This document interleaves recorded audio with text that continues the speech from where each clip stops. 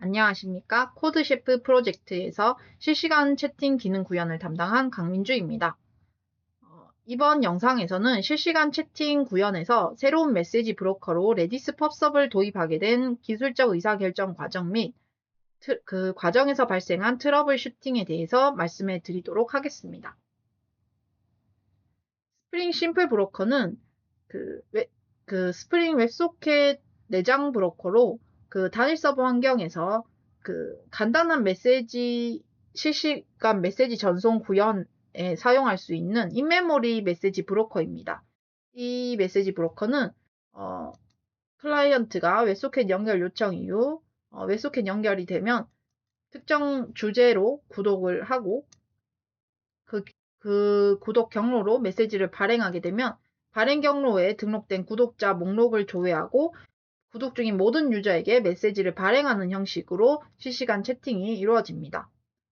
이러한 스프링 심플 브로커는 설정이 간단하여 빠른 개발이 가능하다는 장점이 있지만 단일 서버 환경에서 다중 서버 환경으로 서버가 확장될 시에 서버 간에 메시지 동기화를 하는 데 한계가 있다는 단점이 있고요. 메시지 내구성이 없다는 그런 문제가 있습니다. 따라서 서버가 재시작되거나 클라이언트가 연결을 끊게 되는 경우에는 이전 메시지를 복구 불가능하다는 단점이 있었는데요. 기존에 구현을 했을 시에 메시지 내구성 문제 같은 경우에는 레디스를 NoSQL, 인메모리 DB로 이용을 해서 메시지 내구성 측면에서 어느 정도 보완을 했었지만 여전히 문제가 남아 있었기 때문에 새로운 메시지 브로커로 레디스 펍섭을 도입하게 되었습니다. 레디스 펍섭 같은 경우에는 뛰어난 확장성을 가지고 있고 고가용성이며 그리고 중서버 환경에서 서버 간의 메시지 동기화가 가능하다는 장점을 가지고 있습니다.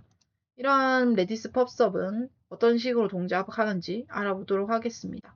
레디스 메시지 리스너 컨테이너라는 곳에 채팅방 생성 시에 채널을 추가하게 되면은 서버가 이 해당 채널을 구독하고 중인 채널로 발행된 메시지를 비동기적으로 수신하게 됩니다.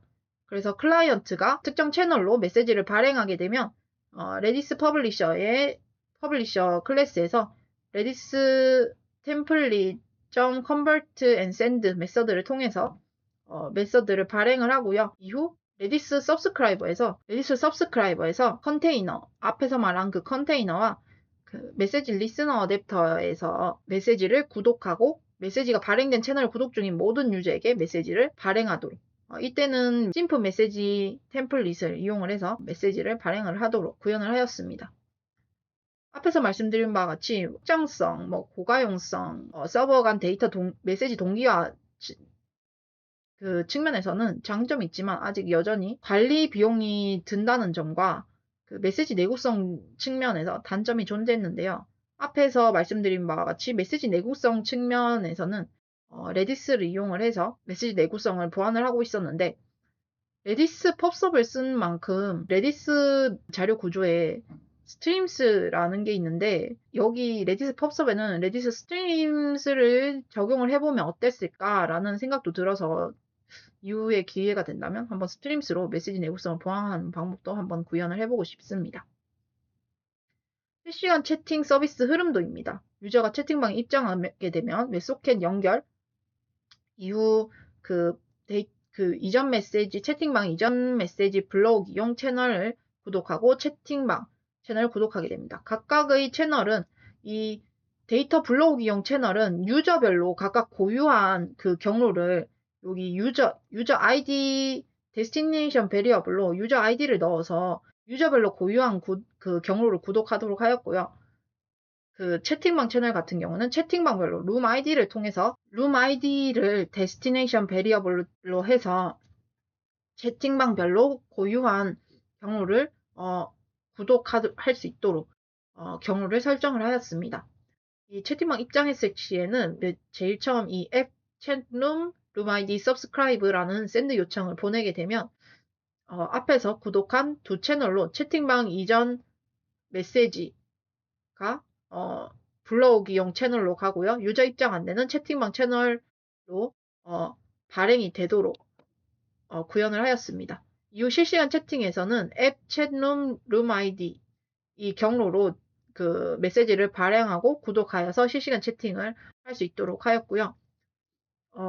채팅방 퇴장 시에는 앞에서 구독한 두 채널을 구독 해제하고 채팅방에 남아있는 유저가 있을 시에는 앱 챗룸 룸아이디 리브 이 경로로 그 샌드 요청을 보내서 유저 퇴장 안내 및 방장이 그 유저가 남아있지만 방장이 퇴장했을 경우에는 방장 승계 안내 메시지가 가도록 구현을 하였습니다. 여기서 그 채팅방 퇴장 시에 구독 해제하는 이 두 경로는 그 클라이언트 측에서 구독 해제를 하는 것이지 앞에서 말한 그 컨테이너에서 채널을 삭제하는 것은 아니라는 점 주의를 하셔야 할 것 같습니다. 그래서 그 컨테이너에서는 채팅방 생성 시에 그 레디스 메시지 리스너 컨테이너에 채널을 등록하고 채팅방 삭제 시에 채널을 삭제하는 식으로 서버가 특정 채널을 구독 해제할 수 있도록 하였습니다. 다음은 트러블 슈팅입니다. 데이터 블로기 구현과 관련해서 트러블 슈팅이 있었는데요. 레디스 펍서 구현 방식에서 채팅방 입장 시에 한 명의 유저가 그 하나의 채팅방에 입장했는데 다음과 같은 세 가지 경로를 구독해야 하는 문제가 있었습니다. 채팅방 채널은 실시간 채팅을 위해서 무조건 필요한 채널이기 때문에 이 채널은 제외한다고 치더라도 이 아래 두 채널은 두 채널 모두 데이터 로딩용 채널임에도 불구하고 하나의 채널만 구독하면 되는 것이 아니라 두 개의 채널이라 구독해야 된다는 부분에 있어서 이 채널을 하나의 채널로 줄일 수 있을 수 있지 않을까라는 부분에서 이 트러블 슈팅을 하게 되었습니다. 이 지금 데이터 로딩을 위해서 두 개의 경우를 구독하게 된 과정에서는 이 서브스크라이브 매핑 이 원인으로 작용을 하였는데요. 이 서브스크라이브 매핑은 이전 버전에서 심플 브로커를 사용할 때 서브스크라이브 매핑을 이용을 해서 초기 데이터 로딩용으로 클라이언트에게 조회한 이전 데이터 목록을 보내주기 위해서 사용했던 어노테이션인데요. 이 서브스크라이브 매핑은 이 구독 경로인 토픽 프리픽스를 다는 것이 아니라 송신 경로로 설정한 앱 프리픽스를 달아주어야 했기 때문에 이 서브스크라이브 매핑을 위한 채널과 데이터 로딩용 채널 이 두 가지를 구독을 해야 한다는 문제가 있었습니다. 지금 앱 프리픽스가 송신 경로이긴 하지만 구독을 할 때 지금 이 서브스크라이브 매핑을 설정한 어노테이션에 매핑이 되는 것이기 때문에 혹시나 구독을 했으니까 송신 경로이지만 이 채널로 발행을 하게 되면 메시지가 리스폰스로 오지 않을까라는 생각에서 먼저 송신 경로로 한번 통일을 해서 그 송신 경로의 그 데이터 로딩용 경로로 메시지를 발행해 보았습니다. 하지만 역시나 실패하였습니다. 송신 경로이다 보니까 메시지가 리스폰스로 오지 않더라고요. 그래서 다음에는 어노테이션에 주목을 해보았습니다. 이 서브스크라이브 매핑은 앞에서 말한 바와 같이 그 메서드의 반환 값을 요청한 유저에게 자동으로 전송을 해서 이전 데이터 로딩용으로 주로 사용을 하는 그런 어노테이션이었는데요. 그래서 자동으로 이렇게 전송을 하는 방식이었는데 레디스 펍섭에서는 레디스 퍼블리셔와 레디스 서브스크라이버를 개발자가 직접 구현을 해야 하는 방식이었습니다. 그래서 퍼블리셔를 통해서 퍼블리시, 서브스크라이버를 통해서 온 메시지 메서드를 통해서 구독을 하는 방식으로 구현을 했는데요. 그렇기 때문에 이 자동으로 매핑되는 것이 아니라 직접 이렇게 구독 발행을 하는 구조에서는 이 서브스크라이브 매핑이 굳이 필요하지 않지 않을까라는 생각이 들었기 때문에 이 서브스크라이브 매핑 어노테이션을 변경하기로 결정하였습니다. 메시지 매핑 어노테이션으로 변경을 하고 그 동작을 해본 결과 성공적으로 리스판스가 왔습니다. 하지만 이때 번뜩이는 게 눈에 하나 더 들어오는 거예요. 기존 그 구현 방식에서는 이 지금 반환값을 자동으로 전송하는 거기 때문에 메서드 하나에서 하나의 메서드만 그 설정한 경로로 보낼 수 있었다면 레디스 펍섭 방식에서는 지금 퍼블리셔 클래스와 레디스 퍼블리셔 클래스와 레디스 서브스크라이버 클래스를 직접 구현해서 그 퍼블리시 서브스크라이브 그 온메시지 하는 그런 구조였기 때문에 한 메서드 안에서 하나의 메시지만 보낼 수 있는 것이 아니라 여러 메시지들을 다양한 채널로 보낼 수 있더라라는 것입니다. 그래서 따라서 저는 이전 메시지 불러오기 메서드를 채팅방 이전 메서드에서 합쳤습니다. 지금 사각형 표시된 메서드가 원래는 이전 메시지 불러오기 메서드에서 호출하던 메서드인데요. 이전에 발행된 메시지들을 모두 조회해서 지금 채팅방 입장한 유저 고유의 그 데이터 로딩용 채널에 발행하는 그런 메서드입니다. 이 메서드와 지금 채팅 유저 입장 안내를 위한 이 subscribe 챗룸이라는 두 메서드를 모두 호출함으로써 그 이전에는 그 메시지 불러오기를 위한 요청, subscribe 요청과 채팅방 입장 안내를 위한 두 가지 요청을 해줬었어야 했다면은 지금 채팅방 입장 할 때는 이 요청 하나만 보내면은 데이터 로딩과 채팅방 전체 유저에게 채팅방 안내가 모두 가능하더라는 거죠. 이렇게 효율적으로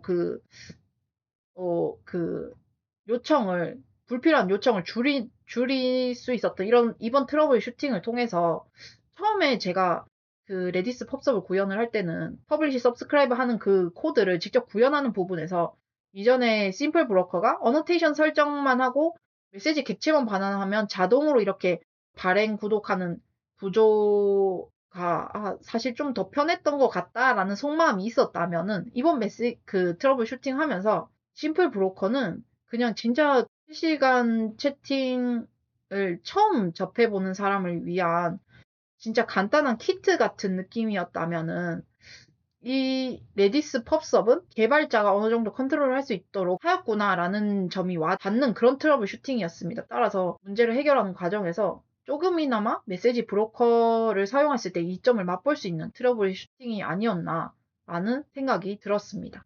그래서 성공적으로 리스판스를 받을 수 있었고요. 이 또한 플러스 알파로 요청 횟수도 줄일 수 있었다는 점에서 아주 좋았던 트러블 슈팅이었던 것 같습니다.